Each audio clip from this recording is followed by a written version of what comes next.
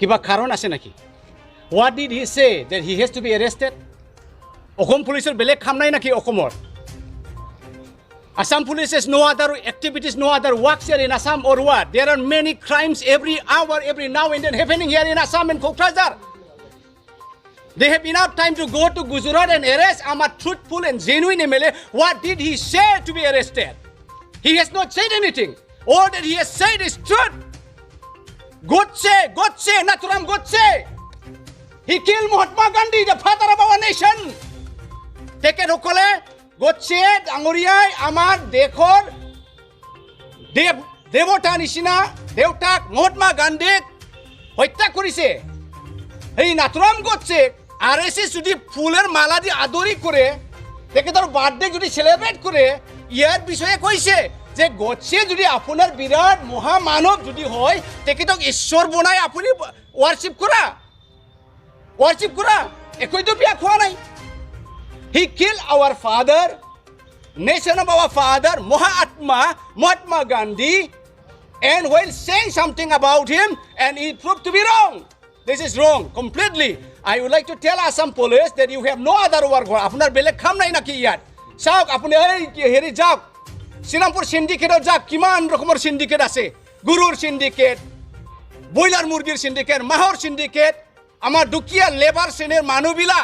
কাম করার পাছৰ আবিলিত কাম করার পয়সা দি 300 টাকা 250 টাকা পয়সা দি আধা কেজি বয়লার মাংস কিনি খাইছে। আজি দিনৰ কি খাবা তেখেতসকলে? 80 টাকা পোৱা somewhere near to 300 rupees. What did it happen? How did it happen? Syndicate car syndicate নিশ্চয় ইউ পিপল প্ৰমোট কৰ ডাঙৰে syndicate হ'ব পাৰে না অসমৰ syndicate হ'ব পাৰে অসম পুলিচৰ syndicate হ'ব পাৰে। এই কাৰণে তো দাম বাঢ়ি গৈছে। Inflation of the price of the fish, inflation of the price of the boiler murgi. এইবিলাক বহুত কাম আছে এৰেষ্ট কৰিবলৈ অসম পুলিচৰ বহুত কাম আছে। আমাৰ ডাঙৰীয়া জিগনেশ মেবানী ডাঙৰীয়াত এৰেষ্ট কৰা কোনো কাৰণে নাই। So I think this is what we put that Assam police is becoming a full to RSS. আপোনালোকে কি কৰিব? কি বিচাৰিছে? আমি টিকেটক উইদাউট এনি কণ্ডিশ্যন আনকণ্ডিশ্যনেল টিকেটক ৰিলিজ কৰিব লাগে। আমি এইটো বিচাৰি আছোঁ। আনকণ্ডিশ্যনেল ৰিলিজ বেলৰ ব্যৱস্থা কৰি আছে। আজি বহুত উকিল আহিছে আমাৰ এপিচিচিৰ পৰা। কেইজনমান আহিছে? 4-5 জন মান আহিছে। গুৱাহাটীৰ পৰা আহিছে। গুৱাহাটীৰ পৰা আমাৰ লিগেল ডিপাৰ্টমেণ্টৰ পৰা আহিছে। ঠিক আছে।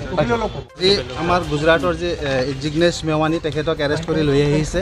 তেখেতক টোটালি এৰেষ্টটো ইলিগেল আনকনষ্টিটিউচনেল। সেইকাৰণে আমি বেইলৰ এপ্লাই কৰিছোঁ আৰু আমি ইয়াত আহিছোঁ আমাৰ ৰেজিষ্টাৰ সহি ল'বৰ কাৰণে আৰু আমি বেইল ফাইল কৰিম। আমাৰ লগত মহামান্য উচ্চতম গুৱাহাটীৰ এপিচিচিৰ পৰা এডভকেট আহিছে, ধুবুৰীৰ পৰা আহিছে, কোকৰাঝাৰৰ লোকেল এডভকেট আহিছে।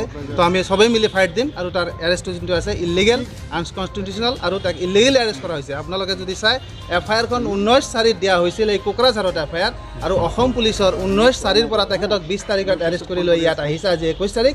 ইমান হটটকীয়া মানে এটা প্লেনিং আছিল সেই হিচাপত হটটকীয়া এৰেষ্ট আৰু ইলিগেল এৰেষ্ট সেই হিচাপত আমি আজি বেইল ফাইল কৰিম। বাছ সেকশনটো আছে totally section Kokrajhar PS case number 183/2002